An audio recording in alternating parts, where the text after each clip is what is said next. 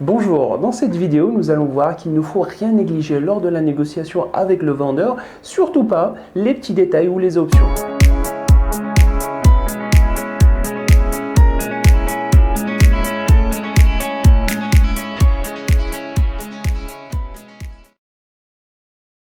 Le défaut de beaucoup d'acheteurs est de vouloir, de toute force, obtenir la plus grosse remise possible sur le prix de la voiture. Or, les marges professionnelles ne sont pas si grosses que ça, entre 5 à 10% en moyenne, en fonction de la marque, de la période, du modèle concerné. Et ils ne peuvent pas sacrifier, ou le sacrifier juste pour réaliser la vente. De quoi faire capoter la transaction si vous demandez par exemple 15-20% de marge ou de remise, alors que la marge professionnelle pour un tel modèle donné est de 5%. Donc, au lieu de démarrer une bataille stérile pour acheter quelques pourcentages supplémentaires, pensez plutôt aux autres détails, aux autres options. Sachez en effet que chaque professionnel possède des enveloppes budgétaires dans des domaines où il lui est possible d'accorder certaines faveurs. Par exemple, une extension de garantie de 2 ans qui peut aller jusqu'à 1 000 € ou un contrat d'entretien qui vaut souvent encore plus cher constituent d'indéniables avantages.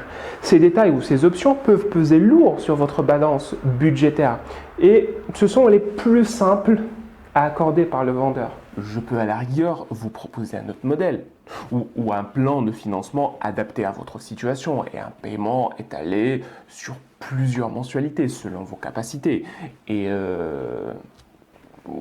Mais en tout cas, je ne peux accepter le prix que vous me proposez, car je ne peux descendre en dessous de 12 000 € pour ce type de modèle. Si vous me dites que vous ne pouvez pas descendre à moins de 12 000 €, je vous crois. Il serait peu judicieux de ma part d'insister encore davantage. En revanche, je vous demande de bien vouloir m'accorder une extension de garantie sur 2 ans. Une extension de garantie? Oui, sur 2 ans. Je vais voir avec mon directeur d'agence et à mon avis, ça peut se faire. Vous pouvez aussi négocier les accessoires, jantes en aluminium, barres de toit, crochets d'attelage, autoradio plus performant, système GPS ou ESP, sièges supplémentaires sur un monospace, etc. Sachez que le cadeau éventuel que vous accorde le professionnel lui revient bien moins cher que le prix client affiché.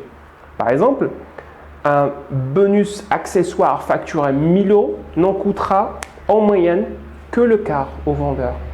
Je souhaiterais un siège supplémentaire sur le monospace, un système GPS et des jantes en aluminium.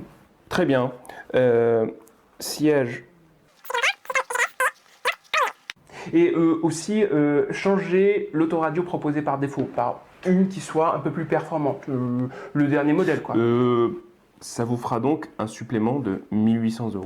Ou aucun supplément si vous décidez généreusement de me les offrir. Non, ça ne va malheureusement pas être possible. Ah, vous me devez bien ça.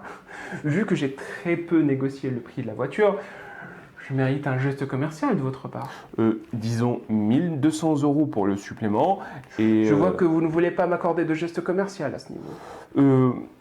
Disons plutôt 500 € pour le supplément. Non, ça ne va pas être possible. 600 € alors. Je peux descendre à 800 €. Ok, très bien. C'est déjà 1 000 € de gagné. Et faites attention, si des équipements vous sont proposés gracieusement à défaut d'une baisse sur la note générale, veillez à ce que ces derniers vous soient réellement utiles. Par exemple, un moteur à 160 chevaux au prix de 100 chevaux est certes intéressant sur le plan performance, mais nettement moins au niveau consommation, peut-être assurance, encore au niveau de l'entretien. Écoutez, le prix de la voiture n'est pas trop négociable. C'est une marque allemande et d'une qualité supérieure. Par contre, ce que je peux vous proposer, c'est un geste commercial au niveau des équipements. Un moteur de 120 chevaux pour le prix d'un moteur de 80 chevaux. Sur le plan de performance, il n'y a pas photo. Je vous remercie de votre proposition, mais je vais la décliner. Déjà, un moteur à 80 chevaux me suffit largement pour l'usage que je compte en faire. Et m'offrir un moteur à 120 chevaux va juste augmenter ma consommation et le montant des cotisations d'assurance. Je ne pense pas donc que ça soit une très bonne idée. Attention aussi, avant de passer commande, imposez à votre vendeur de vous lister les frais supplémentaires de préparation de véhicule, généralement compris entre 400 et 1000-1500 €. Ils s'ajoutent à la note discrètement des coûts qui peuvent concerner notamment la mise en route, l'immatriculation, les ampoules, le liquide lave-glace, un peu d'essence, la carte grise, etc.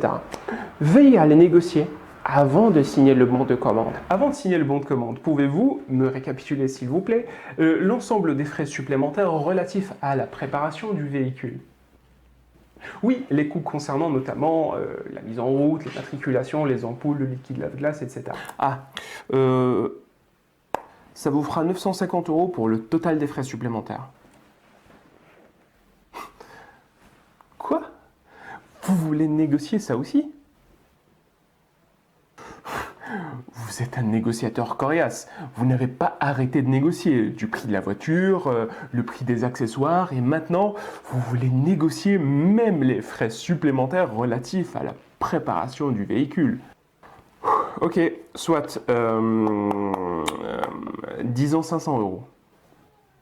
Merci d'avoir suivi la vidéo et n'oubliez pas de mettre en pratique le ou les conseils qui vous ont semblé les plus pertinents et de me laisser des commentaires si vous avez des questions, des propositions d'amélioration ou des critiques constructives.